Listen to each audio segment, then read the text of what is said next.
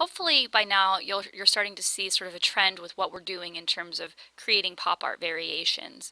I'm now going to do one where I actually take whole blocks of color to go over this image. So what I'm going to do is go, and again I'm making a new layer. Should be kind of redundant now, and I'm going to call this blocks of color. And what I'm going to do is I'm going to make shapes, and I can make them rectangular or I could make them odd. So I could do like just like a box marquee tool like this, and I could go like this, and notice that it's selecting only part of the shoe there, and I could pick a color, maybe a nice bright red, and I'm going to use my paint bucket and fill that.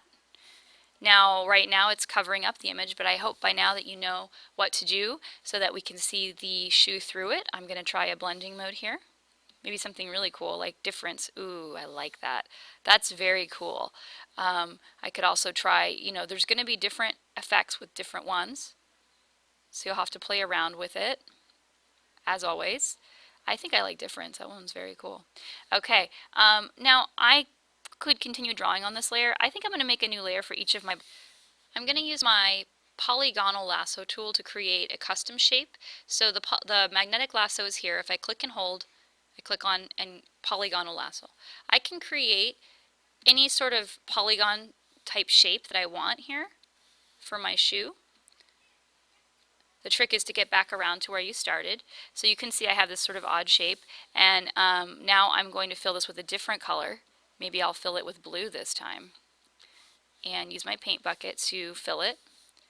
And now I'm going to hit Command D to make the marching ants go away, and then I'm going to go up to normal, and let me try that with difference as well. Whoa, so you can see as these things are intersecting, you're getting this really amazing kind of different overlap. And I could try different ones. I really kind of like that, the difference thing I've got going on, but you could also do something like that where it's just laying on top. Let's see if there's anything else. I could change it that way too. I love this difference though. I'm going to go with that. And you do not have to use difference on this, but I'm just showing you. And what I want to do is eventually fill the entire page with shapes. So I'm going to do another one here. And again, I could create a rectangular marquee, or I could use my polygonal lasso to create interesting shapes rather than just rectangles. So I click once, and then I click again to make a straight line, and then I click again to make a straight line. And now I just made a triangular shape. I think I'll try blue again.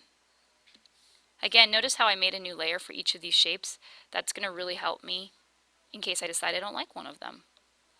Command D, and that is how you do this one. Eventually I will have filled up all of the space with various shapes.